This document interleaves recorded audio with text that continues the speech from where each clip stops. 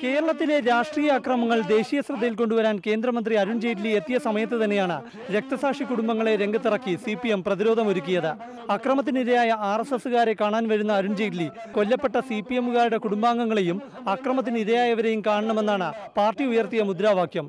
തിരുവനന്തപുരം ജില്ലയിൽ 1980 മുതൽ കൊല്ലപ്പെട്ട 21 CPMകാരുടെ ബന്ധുക്കളെ രാജ്ഭവന് മുന്നിലെത്തിച്ചായിരുന്നു പ്രതിഷേധം. കഴിഞ്ഞ ദിവസങ്ങളിൽ നടന്ന BJP RSS അക്രമങ്ങളിൽ പരിക്കേറ്റവരെയും അണിനിരത്തി. CPM സംസ്ഥാന secretary Kodiyeri Balakrishnan, LDF convener Vaikom Viswan അടക്കമുള്ള മുതിർന്ന നേതാക്കൾ രക്തസാക്ഷി കുടുംബങ്ങൾക്കൊപ്പം രാജ്ഭവന് മുന്നിലെത്തി. രാഷ്ട്രപതി ഭരണം ആവശ്യപ്പെട്ട RSSന്റെ അജണ്ടയുമായാണ് അരുൺ ജെയ്റ്റ്ലി കേരളത്തിലെത്തിയതെന്ന് CPM നേതൃത്വം ആരോപിച്ചു. ഇവർക്ക് അച്ഛനുള്ളവരാണ്, അവർക്കുമൊക്കെ കുടുംബമുള്ളവരാണ്. അവരുടെയും കൂടി ദുഃഖം എങ്ങനെ ഉണ്ടായി എന്ന് ഒരു ഇന്ത്യൻ ഭരണാധികാരി എന്ന രീതിയിൽ അങ്ങ് അന്വേഷിക്കണമെന്നാണ് ഇവരുടെ ആവശ്യം.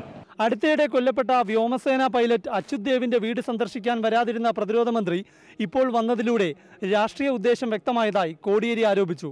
ഇതിനുവേണ്ടി ഇന്ന് കേരളം സന്ദർശിക്കാൻ സമയം കണ്ടെത്തിയത് രാഷ്ട്രീയ ഉദ്ദേശത്തോടു കൂടിയാണ്.